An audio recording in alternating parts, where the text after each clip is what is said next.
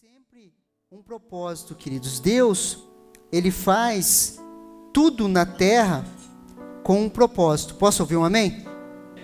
Tudo o que Deus faz, queridos, na terra, Ele faz com um propósito. Ele nunca faz nada sem um propósito. Eu gosto de imaginar assim, queridos, quando Deus imagina em fazer algo sobre a face da terra, Ele olha para cada um de nós, para mim e para você, e Ele fala assim, vou fazer tal pessoa, com essas características, dessa forma, dessa maneira, para que ela cumpra um propósito. Posso ouvir um amém? Se você olhar para cada um de nós, você vê que Deus não faz nada em linha de série. Deus não fez nada em linha de produção. Ninguém, queridos, nem é parecido com o outro. Nós podemos até ser parecidos muitas vezes fisicamente ou de alguma maneira assim, mas quando nós olhamos para dentro de nós somos totalmente diferentes. Cada um tem uma maneira, queridos, uma leitura, um jeito, dons e talentos totalmente diferenciados. Sim ou não? Quando você olha para você olha para as pessoas, você vê que as pessoas são diferentes. E Deus, Ele tem um projeto, queridos, Ele tem um propósito, Ele tem um plano que está rodando sobre a face da terra. Nós olhamos, queridos, e nós vemos que existe um propósito. E quando nós falamos de propósito, queridos, nós precisamos pensar em 4 aspectos. Quando nós olhamos para a história da humanidade, ou nós olhamos para os propósitos de Deus, nós precisamos olhar para 4 aspectos, queridos. O primeiro é a criação. O que Deus imaginou com a criação? O segundo ponto, queridos, que é fundamental, queridos, para nós compreendermos o propósito de Deus sobre a face da terra, é a queda. O terceiro, queridos, é a redenção. Por que Jesus nasceu?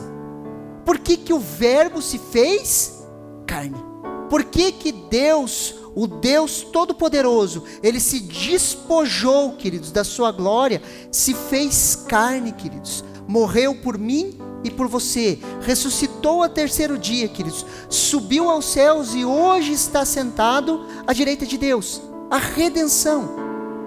E o 4º ponto, queridos, que tem que estar no nosso coração para a gente compreender o projeto de Deus, o 4º ponto, queridos, é a consumação ou restauração de todas as coisas. Então, quando nós olhamos para um panorama da Bíblia, nós precisamos entender criação, queda, redenção e consumação de todas as coisas.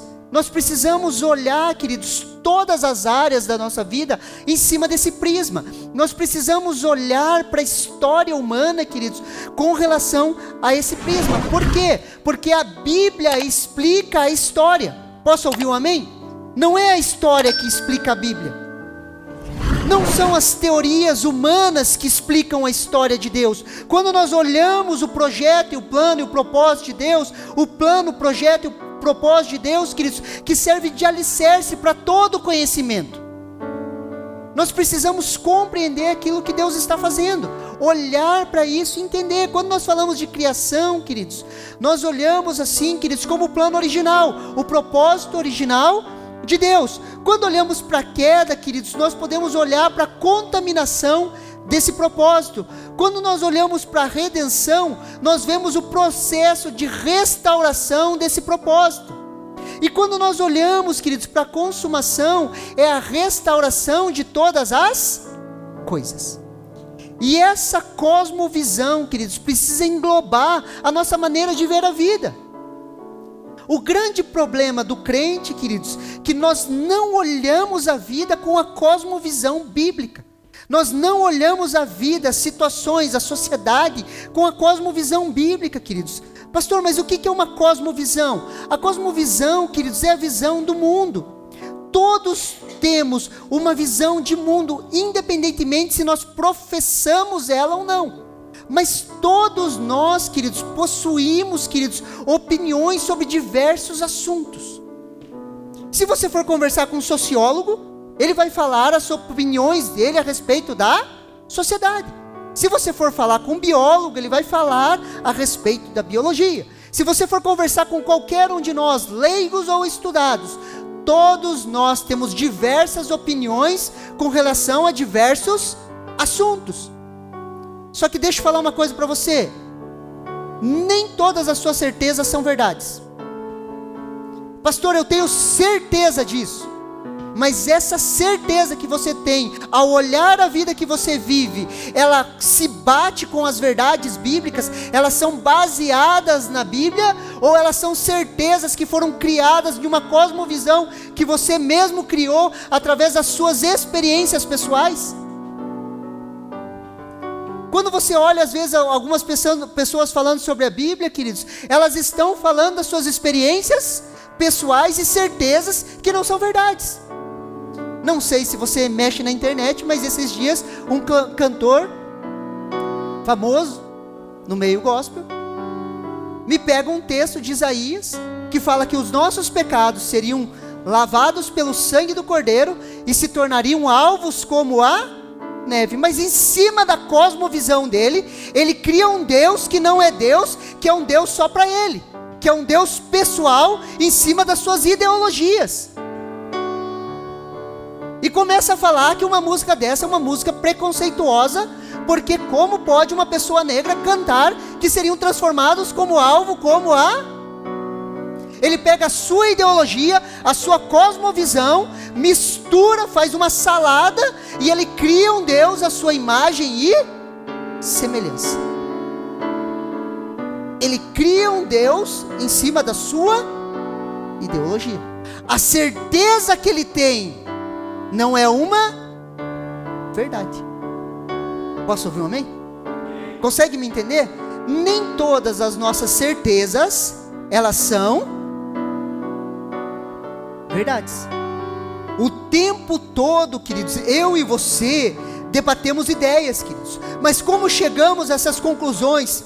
Aqui chegamos. Segundo a disciplina da lógica, queridos, toda conclusão parte de uma primícia ou de um pressuposto. Isso significa que a partir de uma base ou de uma proposta argumentativa nós construímos o nosso pensamento. E queridos, eu e você vamos construindo pensamentos, construindo pensamentos, construindo pensamentos. Quando nós falamos de igreja, queridos, às vezes a gente está conversando de igreja, a pessoa vem assim e ela fala de igreja como se ela entendesse igreja. E a maior luta dos pastores é olhar para a pessoa e falar assim: você não entende de igreja. Posso ouvir um amém? É a mesma coisa quando o cara chega no mecânico e fala assim, ó: ah não, é só fazer isso, isso, isso. Pergunta pro Jair se é legal quando fazem isso com ele. Não, é só aqui, ó, só apertar um parafusinho.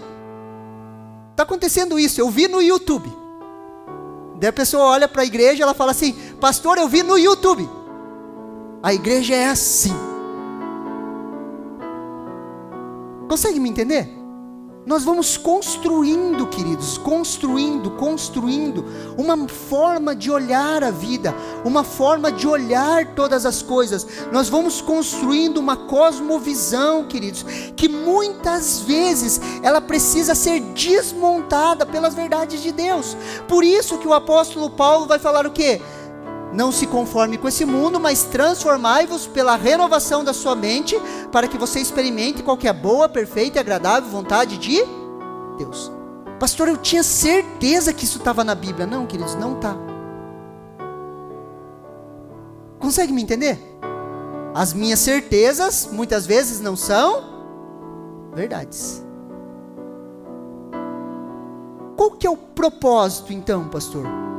Qual que é o propósito da criação? Qual que é o propósito das pessoas? Qual que é o propósito geral do homem? Vamos começar lá com a primeira cosmovisão. A cosmovisão da criação. Gênesis capítulo 1, versículo 26. Olha o que a palavra de Deus nos fala. Gênesis capítulo 1, versículo 26. E Deus disse: façamos o ser humano a nossa imagem conforme a nossa semelhança. Tenha ele domínio sobre os peixes do mar, sobre as aves dos céus, sobre todo animal doméstico, sobre toda a terra e sobre todos os animais que se arrastejam pela terra. Presta atenção aqui. Deus cria o homem à sua imagem e semelhança.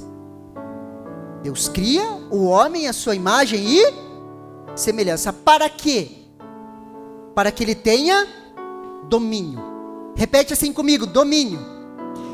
Queridos, Deus cria todo o ambiente, queridos, Deus cria todas as coisas, Deus forma o homem, queridos, cria o homem à sua imagem e semelhança, e Deus fala para ele assim, ó, domine sobre a criação, seja o rei da criação.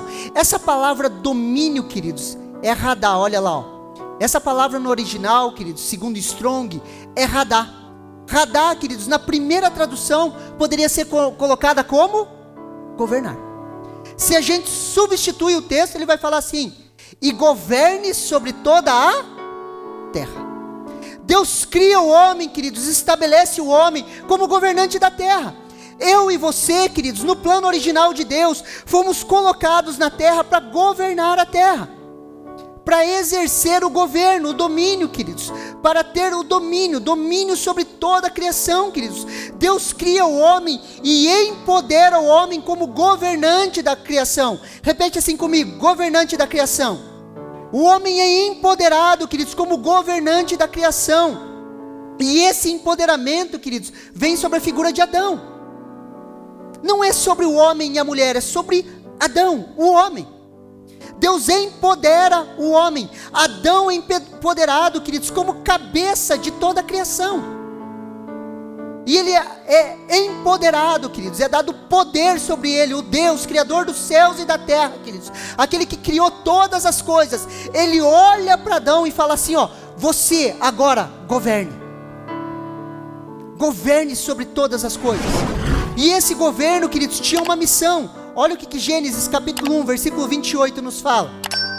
E Deus os abençoou, ele disse, sejam fecundos, multipliquem, encham a terra, sujeitem, tenham domínio, mais uma vez, radá, tenham um governo sobre os peixes do mar, sobre as aves dos céus, e sobre todo animal que se arrasteja pela terra. Queridos, Deus dá uma missão para o homem, e fala o quê? Seja fecundo, algumas traduções vai falar assim, seja frutífero, multipliquem-se, encham a terra e sujeitem, e tenham domínio sobre ela. Quando nós olhamos, nós podemos montar um tabernáculo, que nós chamamos de tabernáculo do Éden, queridos. Existia a terra, o Éden e o jardim do Éden. Do jardim do Éden, Deus ia ter comunhão com o homem, e o que era para o homem fazer? Encher toda a terra. Vão, sejam fecundos, se multipliquem, encham a terra do quê? Da sabedoria de Deus. Por quê? Porque o homem tinha comunhão com Deus, e da comunhão com Deus ele ia alastrar o governo de Deus, ele ia alastrar o reino de Deus sobre toda a terra. Esse era o projeto e o plano original, essa era a ideia de Deus. Posso ouvir um amém? Consegue me entender? Se o pecado não entra, o que ia acontecer, queridos?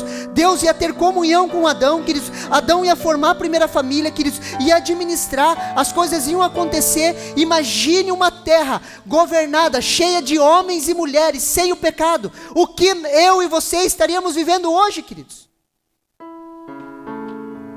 O que nós estaríamos vivendo? Não ia ter gente careca, queridos. Não ia ter gente corcunda. Nada contra os carecas, queridos. Consegue me entender? Os carecas são arrebatados de pouquinho, queridos. Aos pouquinhos eles estão indo com Deus, assim. Aleluia! Aos poucos eles vão indo. Você consegue me entender? Esse era o propósito original. Vamos lá. Segunda cosmovisão, a cosmovisão da queda. A forma como enxergamos o homem, queridos, afeta a forma como eu e você enxergamos o mundo, queridos. O pecado original, queridos, em Adão, contaminou a todos nós. Queridos, eu e você não somos pecadores porque pecamos. Eu e você somos pecadores porque Adão pecou. E o pecado original de Adão contaminou toda a raça humana. Todos nós, queridos, já nascemos com uma dívida. Todos nós já nascemos devendo para Deus. Todos nós nascemos com uma inclinação para o mal, queridos. Toda a humanidade foi contaminada. Sabe por quê? Afeta a nossa maneira de ver. Preste atenção aqui. As teorias hoje, queridos, humanistas falam o quê? O homem nasce bom, só que ele é contaminado pelo meio, e por ele ser contaminado pelo meio, nascem as vítimas da sociedade. Por quê? Porque eles nascem bons, e são contaminados pelo ambiente que eles vivem, E porque eles nasceram em um ambiente ruim, eles não são criminosos. Eles são o quê? Vítimas de uma sociedade corrupta. Quando nós olhamos para uma cosmovisão bíblica, eu e você nascemos maus, inclinados para a maldade. Todos nós, queridos, todos nós. Você não precisa ensinar uma criança a bater na outra. Você não precisa ensinar uma criança a ser egoísta. Você não precisa ensinar. Queridos, o Alisson de pequenininho, ele já sabe fechar a mão e bater nas irmãs dele. E eu já parei de bater na Kelly faz tempo, e não sei como que ele aprendeu isso. Você consegue me entender? Ele fecha a mãozinha e pum, ele chega para mim, pai, chute, e pá. Quando ele vai brincar com as irmãs dele, principalmente com a Aline, se ela pega alguma coisa que ele fala, é meu, me dá, e garra, e toma dela. E se ela não der, cascudo nela. Quem que ensinou, queridos? Não precisa, vem no DNA. Queridos, quem que te ensinou a ser egoísta? Ninguém, queridos, vem no DNA. Nós nascemos maus. Não existem vítimas. Todos pecaram e carecem da glória de Deus. Todos, absolutamente todos, pecaram e carecem da glória e do favor de Deus. Então não existem vítimas, queridos. Quando nós olhamos dessa forma, queridos, nós começamos a construir uma cosmovisão, que daí nós olhamos para a pessoa e não vem aquele papinho, pastor, eu conheci uma pessoa, ela é tão boa, tão gente boa, que só falta ser crente. Queridos, de gente boa o inferno está cheio. Não existe isso. Nascemos inclinados para o mal. Por quê? Porque toda a raça humana foi contaminada no pecado de Adão. A sua natureza, queridos, agora a minha e a sua natureza são totalmente caídas. Olha o que Gênesis capítulo 3, versículo do 7 ao 10 nos fala. Então os olhos de ambos se abriram, e percebendo que estavam nus, costuraram folhas de figueira e fizeram cintos para si. Ao ouvirem a voz do Senhor Deus, que andava no jardim enquanto soprava o vento suave da tarde, o homem e sua mulher se esconderam da presença do Senhor Deus entre as árvores do jardim. E o Senhor Deus chamou o homem e lhe perguntou: onde você está? E ele respondeu: ouvi a tua voz no jardim, e porque estava nu, tive medo e me escondi. Queridos, aqui entra todo o mal social. Aqui, queridos, entra toda a distorção de caráter, toda a deformidade, todo o caos. Por quê? Porque o governante da terra caiu.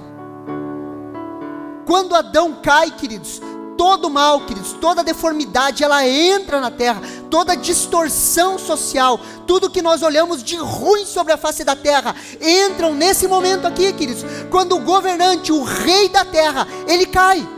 Quando ele decide por si só trair a Deus. Quando Adão decide trair a Deus, queridos, toda a deformidade entra aqui, toda a enfermidade, toda a dor, todo o problema de caráter, toda a dor emocional, queridos, tudo que você pode imaginar, tudo que você pode imaginar que faz mal à sociedade, queridos, nasce aonde? Nasce aqui. Por quê? Porque o governante caiu. E foi porque Adão caiu. Olha o que 1 Timóteo capítulo 2, versículo 14 nos fala. E Adão não foi iludido, mas a mulher, sendo enganada, caiu em transgressão. O apóstolo Paulo está conversando a respeito de algumas ordens que ele está colocando na igreja, queridos. E ele está colocando a mulher com todo o respeito no seu devido lugar e organizando a casa, queridos, ali. E ele lança essa sentença: Adão não foi enganado. Queridos, Eva foi enganada. Então Adão fez por querer. Adão sabia o que estava fazendo. Queridos, Adão sabia exatamente o que estava fazendo. A mulher foi enganada. Aqui, queridos, nós podemos especular de uma certa maneira.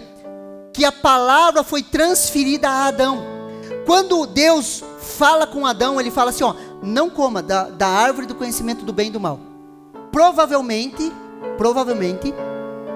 ele falou para Adão, antes da criação da mulher. Porque Adão pega e comunica para a mulher. Preste atenção aqui. Adão comunica para a mulher. Quando a serpente tenta a Eva, o que Eva fala? Não podemos comer do fruto e não podemos tocar no fruto. Deus tinha falado que não era para tocar? Deus falou que não era para comer. Talvez, Adão chegou para Eva, ó, não é para comer e não toque. Acrescentou algo à palavra de Deus.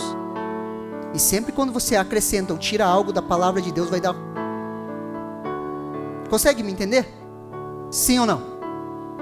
Então acabou a discussão. Quem errou? A Eva ou Adão? Adão. Aleluia. Porque Eva foi enganada. Adão, ele sabia o que estava fazendo. O governo estava sobre as costas de Adão. Aqui cabe algumas perguntas, queridos. Aonde ele estava? Cara, aonde que Adão estava, queridos? Deixou a mulher dele falando com a cobra. Aonde que Adão estava? Por que ele se calou? Percebendo que ela caiu, por que ele se calou? Terceiro, por que ele aceitou? Talvez essas 3 perguntas vão ser respondidas quando a gente vê ele. Chega, ô cara, por que você fez isso, Zé? Consegue entender? Sim ou não? Adão, queridos, ele perde a sua posição, queridos. Deus, ele não pergunta para Adão, Adão, o que você fez? O que Deus pergunta para Adão? Adão, onde você está? Por que Deus pergunta para Adão, Adão, onde você está? Porque ele perde a sua posição. A posição do homem, queridos, é na presença de Deus. A minha e a sua posição restaurada em Cristo, queridos, é na presença de Deus. Eu e você fomos chamados para estar na presença de Deus. Adão vivia na presença de Deus, queridos, usufruía da presença de Deus. Ele não tinha medo de Deus, ele é atraído pela voz de Deus. Agora com a queda, queridos, a voz de Deus se torna em terror.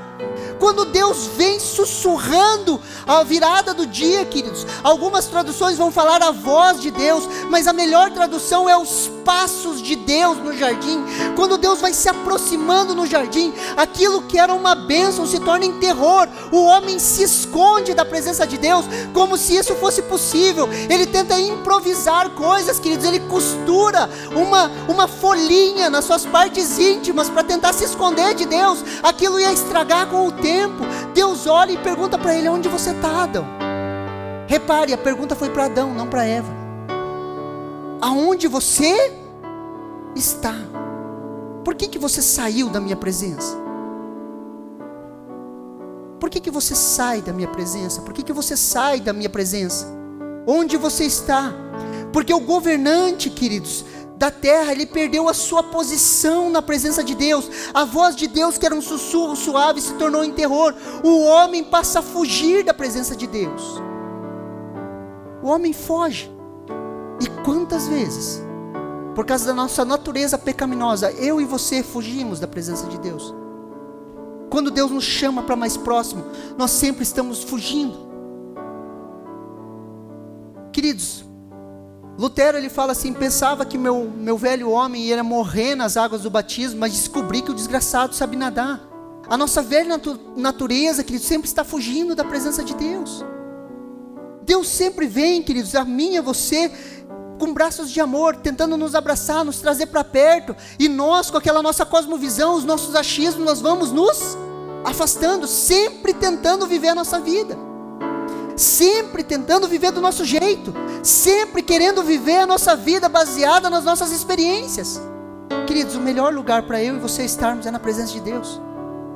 É diante de Deus, se alimentando dEle, vivendo dEle, comendo dEle, sendo envolvidos por Ele. O bastão de autoridade, queridos, aqui é transferido. Presta atenção aqui em mim. Eu trabalhei com gestão, queridos, durante 10 anos. Gestão de pessoas. 3 anos e meio eu tive uma academia, eu tive funcionários. Depois mais 3 anos e meio eu coordenei uma academia aqui em Curitiba, ali em Curitiba. Depois por mais 3 anos eu coordenei outra academia. A última academia que eu coordenei, queridos, tinha 3.000 metros quadrados, 21 funcionários. Eu coordenava a academia trabalhando com gestão. Queridos, existe algo na gestão que se chama bastão de autoridade. Queridos, é um bastão invisível, mas está na mão de alguém. Em toda organização humana, existe algo que se chama bastão de autoridade e está na mão de alguém. E, queridos, é uma briga por esse bastão. Todo mundo quer. Às vezes, quem tem o título, muitas vezes não é o que lidera. Sim ou não? Tem pessoas que vão ter o título, podem até ter o título de gerente, de pastor, mas quem realmente manda na igreja é quem está com o bastão de autoridade. Alguém tomou. E deixa eu dizer uma coisa para você: se Deus te der um bastão de autoridade e você não usar dessa autoridade, eles vão tomar o bastão de você e vão usar a autoridade contra você, em qualquer tipo de organização. Se você é gerente de algum lugar, você está tentando fazer um negócio funcionar, mas existe alguém que está com bastão de autoridade e esse alguém manda na equipe, a hora que a bomba explodir, cai nas costas de quem? De quem tem o título, não de quem está com o bastão. Amém? Esse bastão, queridos, estava na mão de Adão, e Satanás sabia disso, e Satanás queria essa autoridade. Olha o que Lucas capítulo 4, versículo 5 e 6 nos fala, na tentação de Jesus. Preste atenção aqui. Então o diabo levou-o para um lugar mais alto. Em um instante lhe mostrou os reinos do mundo e disse: eu lhe darei todo este poder e glória destes reinos, porque isso me foi entregue, e posso dar a quem eu quiser. No momento que o homem cai, queridos, que ele pega da árvore do conhecimento, do fruto da árvore do conhecimento do bem e do mal, ele come, ele passa automaticamente o bastão de autoridade nas mãos de Satanás.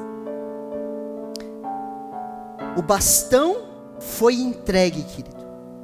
Na queda do homem, queridos, o homem perde a sua posição, queridos. Na queda do homem, o homem perde a sua autoridade delegada.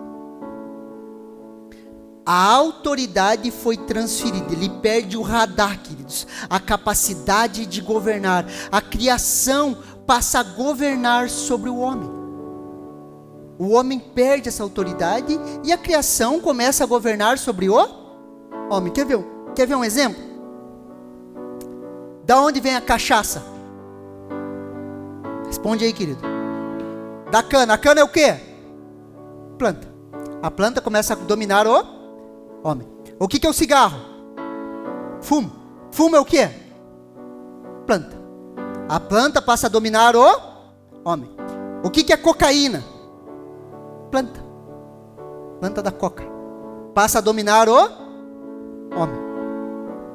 O que é o pãozinho francês, queridos? Aleluia. Trigo. E o carboidrato passa a dominar o... Para não ser tão moralista assim, né? O que é o açúcar, querido? Cana. O que é o café? Uma planta. Fique uma semana sem café. Ai, minha cabeça. Dói o corpo, não acorda direito. Sim ou não? Não sei se é só com vocês. Quando eu vou fazer jejum de café, queridos, os 3 primeiros dias eu penso, vou morrer. Mas não morre, queridos. Passa, depois passa. Sim ou não? Por quê? Porque a autoridade foi passada, queridos. O governo foi passado. Olha que interessante. Gênesis capítulo 9, versículo 1 a 3. Só para embasar isso que eu estou te falando. Só para te colocar no contexto. Se você pega Gênesis capítulo 6, você vai ver que ali tem um texto muito intrigante, que fala que os filhos de Deus se relacionaram com as filhas dos homens. E eles tiveram relações e ali nasceram os néfilins, nasceram os gigantes. O que é esses filhos de Deus? O que é essas filhas dos homens? Nós podemos discutir e tem várias discussões, queridos. É o meu artigo da minha especialização no Pentateuco. Eu fiz um artigo sobre isso. Queridos, você pode ficar discutindo aí várias horas, queridos. Mas algo aconteceu que contaminou o DNA da raça humana. Ao contaminar o DNA da raça humana, os gigantes começam a nascer. Deus precisa dar um reset sobre a terra. Deus precisa zerar tudo. E como que ele zera? Ele zera através do dilúvio. Amém? Quando passa o dilúvio, queridos, nós chegamos em Gênesis capítulo 9, aonde Deus abençoa Noé. E olha que interessante. Deus abençoou Noé e seus filhos dizendo: sejam fecundos, multipliquem-se, encham a terra. Todos os animais da terra, todas as aves dos céus terão medo e pavor de você. Tudo que se move sobre a terra, todos os peixes do mar, serão entregues nas suas mãos. Tudo que se move e vive servirá de alimento para você. Assim como lhes dei a erva verde, agora lhe dou todas essas coisas. Aqui nasce o churrasco. Fala aleluia aí, crente. Você não gosta de um churrasco? Senão você ia estar comendo verdura, queridos. Até hoje, você ia estar comendo verde. Só mato, só. Mas aqui, ó, nasce o churrasco. Nós podemos comer dos animais. Não tem nada de errado comer carne. Posso ouvir um amém? Se tiver um vegetariano aí, vai ficar ofendido. Mas é o que a Bíblia fala. Pode comer, queridos, à vontade. À vontade não, né? Com moderação. Só que olha que interessante, queridos. Deus abençoa Noé e fala o quê? Sejam fecundos, multipliquem-se e encham a... Você percebe que não tem radar aí mais? Não tem mais domínio. Por quê? Porque o homem perde o domínio. Na queda, queridos, o homem perde o domínio. A missão não é mais a mesma, queridos. A capacidade de dominar cai da mão do homem. E preste atenção aqui em mim. Eu e você nascemos com o mesmo DNA do plano original. Todos nós aqui nascemos com o DNA do plano original. E dentro de nós, queridos, nós berramos para não sermos dominados. Quer ver um exemplo? Você odeia ser dominado por circunstâncias. Você odeia quando você não tem a capacidade de controlar as coisas. Sabe quando você passa por uma crise financeira, sabe por que te desespera? Porque são as circunstâncias dominando sobre você. E você não gosta disso. Sabe por quê? Porque dentro de você existe um DNA de governo. O desejo de todo ser humano é governar. E de forma incontrolada o homem busca através do dinheiro, da fama, reestabelecer o governo para não ser controlado pelas circunstâncias. O DNA foi manchado, queridos. O desejo de governar não é errado, foi Deus que colocou. O problema são as distorções do pecado. Por isso que homens brigam por poder. Porque eles querem dominar as circunstâncias. Por que há uma briga política no Brasil? É uma briga por domínio, por poder. E o homem caído vive brigando por poder, queridos. Dentro de você, você tem uma briga por poder. O poder te atrai de alguma forma. Por que as pessoas querem fama, queridos? Querem status, querem... Por quê? Tudo por poder. Consegue me entender? O DNA foi contaminado, queridos. Vamos para a terceira cosmovisão. A cosmovisão da redenção. A forma como você enxerga o evangelho afeta a forma como você age no mundo. Queridos, nós não cremos, queridos, na salvação por meio de obras. Posso ouvir um amém? Nós não cremos na salvação por meio de obras, queridos. O homem é incapaz de chegar a Deus por suas próprias forças. Uma visão que deposita no homem, queridos, ou em alguma ideologia humana, a esperança de redenção. É uma visão antibíblica, para não dizer idólatra. Queridos, nós não cremos nisso, queridos. Nós cremos em uma redenção a partir de Cristo Jesus. Posso ouvir um amém? Por isso que nós não devemos esperar das coisas lá fora.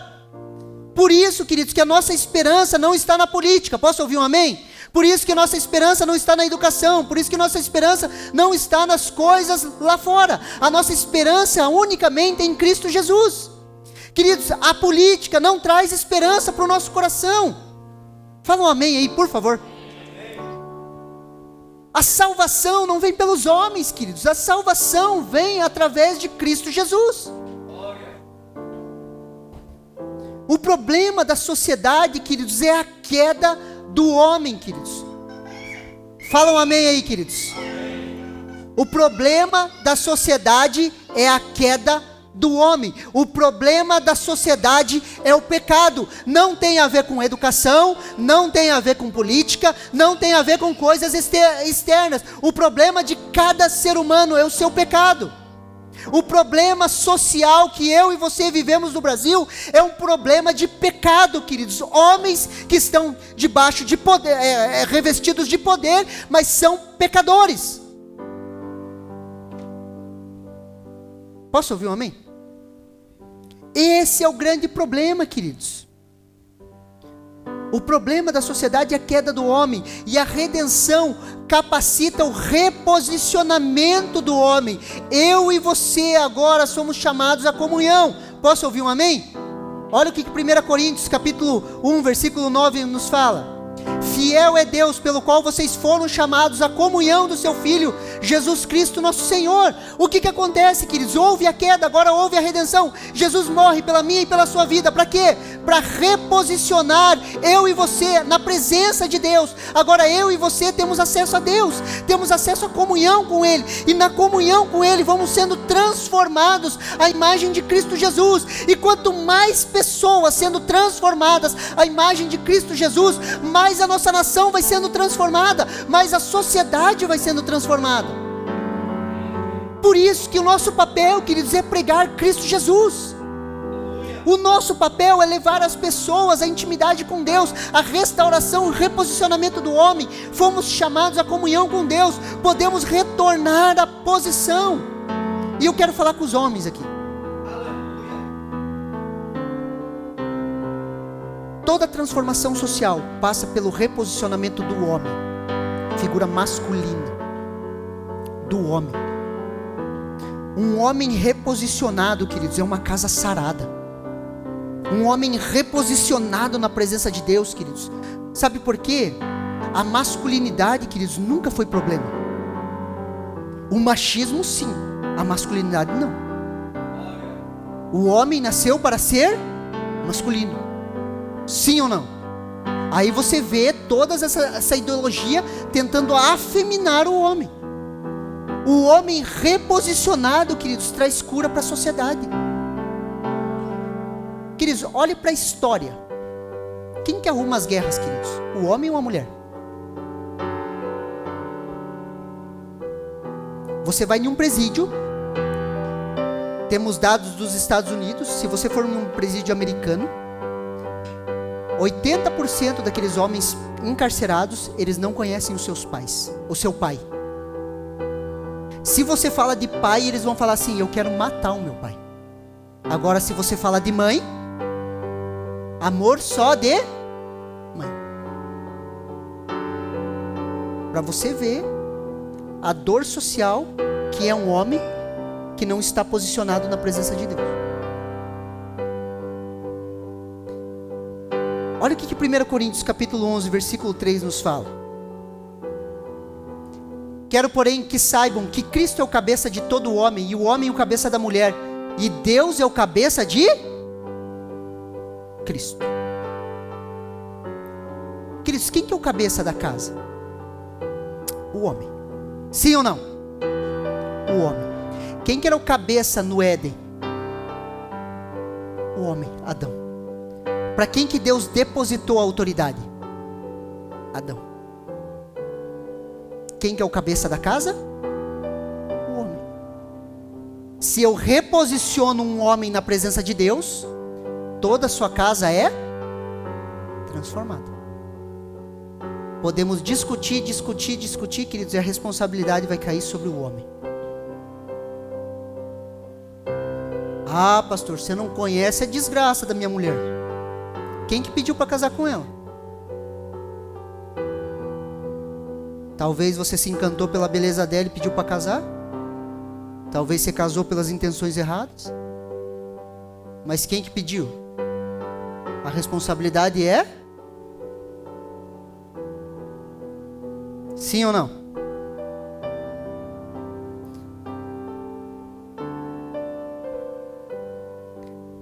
Gosto de falar e eu vou repetir isso aqui, queridos. Quando cada homem se apresentar diante de Deus Deus vai fazer 3 perguntas para ele na prestação de contas. Eu tenho certeza disso. Lá no céu você pode me cobrar. A primeira, quando você estiver na frente de Jesus, Jesus vai olhar nos seus olhos, o homem vai perguntar assim: o que você fez com a sua mulher? O que você fez com ela? Eu te entreguei uma mulher, o que você fez com ela? Ela é mais parecida com Jesus, comigo? Ou você massacrou, machucou, entregou uma mulher toda cheia de carrapicho? Primeira coisa. Segunda coisa, o que você fez com seus filhos? Você veio até aqui e seus filhos foram lançados como flecha para ir mais longe do que você? Ou você perdeu a sua família? E terceiro, ele vai perguntar assim: o que você fez com os dons e talentos que eu te dei? O ministério que eu dei sobre a sua vida. Ah, pastor, nunca tive ministério de ser pastor. Queridos, o ministério é uma missão integral, onde eu e você, onde estamos, somos ministros de Jesus. Onde cada um assume um púlpito, queridos, no seu local de trabalho. Posso ouvir um amém? Então essas 3 perguntas, queridos, o homem vai ter que responder. Vai ter que responder. Ah, pastor, mas a mulher tem que ser submissa. Concordo. Bíblico. É assim que a Bíblia fala. Mas qual que é a sua missão? O que é submissão, queridos? É uma missão debaixo de outra missão, sim ou não? Pastor, minha mulher não se submete. Qual que é a missão que você deu para ela se submeter? Nenhuma. Então como que você vai cobrar submissão dela? Agora, se você fala assim, toma o bastão de autoridade primeiro da sua casa e fala assim: nós vamos servir a Jesus dessa forma. Essa missão aqui que Jesus tem me dado. Aí sim você vai poder falar para sua mulher o quê? Se submeta à minha missão. Sim ou não? Consegue me entender? Fala amém aí, homem. Pelo amor de Deus. Não sei como fazer, mas deixar mais claro isso. Mas a responsabilidade é nossa, queridos. A autoridade que foi perdida, queridos, foi entregue na minha e na sua mão. Olha o que Mateus 28, capítulo 18 ao 20 nos fala. Jesus, aproximando-se, falou dizendo: toda a autoridade me foi dada no céu e na terra. Portanto, vão e façam discípulos de todas as nações, batizando-os em nome do Pai, do Filho e do Espírito Santo, ensinando-os a guardar todas as coisas que tenho ordenado a vocês. E eis que estou com vocês todos os dias até o fim dos tempos. Queridos, Jesus, quando nós falamos de Natal, queridos, ah, pastor, mas Jesus não nasceu em dezembro. Não, queridos, Jesus não nasceu em dezembro, queridos, pode ter certeza, ele não nasceu em dezembro. Provavelmente ele nasceu próximo da festa dos tabernáculos, queridos. Mas a gente pode encarar o nascimento e o Natal, queridos, que nós comemoramos de 2 maneiras: tentar purificar a cultura, falar assim, não, nada da cultura presta, vamos arrancar tudo, ou usar a cultura ao nosso favor. Queridos, o Natal é uma boa oportunidade para nós evangelizarmos, falarmos de Jesus, queridos, sentarmos na mesa, refletirmos sobre o sacrifício de Jesus, sim ou não? Nós podemos ressignificar isso, queridos. Então vamos pensar que nós estamos ressignificando isso. Quando nós olhamos para o Natal, queridos, que é o nascimento de Jesus, nós entendemos que o verbo se fez carne. E por que ele se fez carne? Para restaurar o plano original, queridos. Ele veio para resgatar a autoridade que havia se perdido. Por isso que Jesus olha para os seus discípulos e fala assim: toda a autoridade foi me dada nos céus e na terra. O que Jesus fez, queridos? Jesus veio e morreu. Quando ele morre, queridos, a Bíblia fala que ele desce ao Hades, ele desce ao local dos mortos. Quando ele desce ao local dos mortos, queridos, ele toma a chave do inferno e da morte. A Bíblia fala em Efésios que ele leva cativo o cativeiro e dá dons aos homens. Ele se assenta à direita de Deus. Ele está com toda a autoridade. Antes de ele subir, queridos, ele para com os seus discípulos e ele fala assim, ó, negócio seguinte: absolutamente toda a autoridade foi me dada. Não existe um palmo, queridos, do universo, 1 centímetro do universo, que Jesus não possa parar e falar assim: é meu. Tudo, absolutamente tudo, nos céus, na terra e debaixo da terra, estão debaixo do governo de Jesus. Ele pega essa autoridade, queridos, ele toma o bastão de novo, ele olha para nós, igreja, e fala assim: toda a autoridade foi me dada. Portanto, porque a autoridade está em mim, Isaías fala que o manto de governo está sobre as suas costas. Por causa dessa autoridade, ele fala para mim e para você: Vão e façam discípulos. Eu empodero vocês. Agora vocês são capacitados, igreja, a fazer discípulos, a batizar pessoas, a abençoar pessoas. Eu e você fomos empoderados novamente.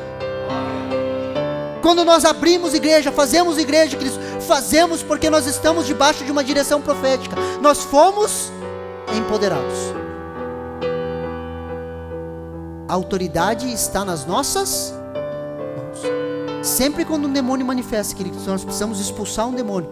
A autoridade está nas nossas mãos.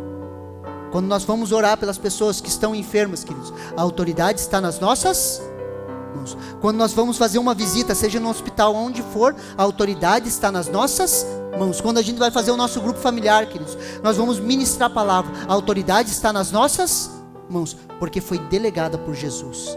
Aquilo que foi perdido, Ele veio restaurar. Isso tudo está nas nossas mãos, queridos.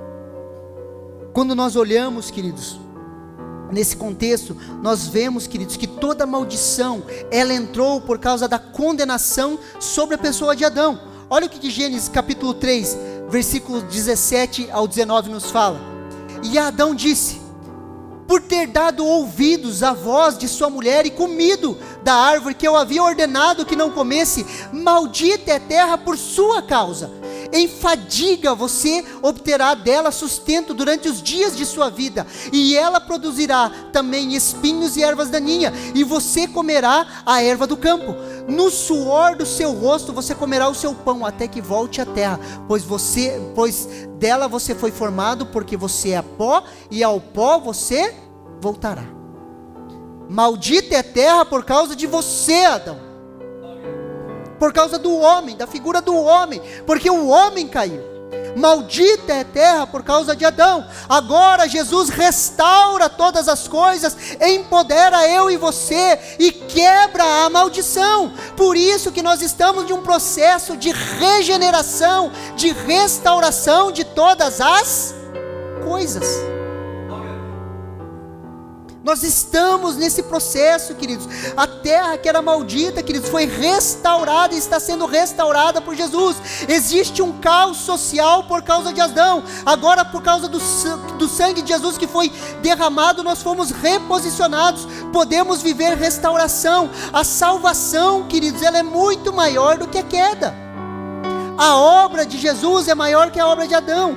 Olha o que Romanos capítulo 5, versículo 17 nos fala.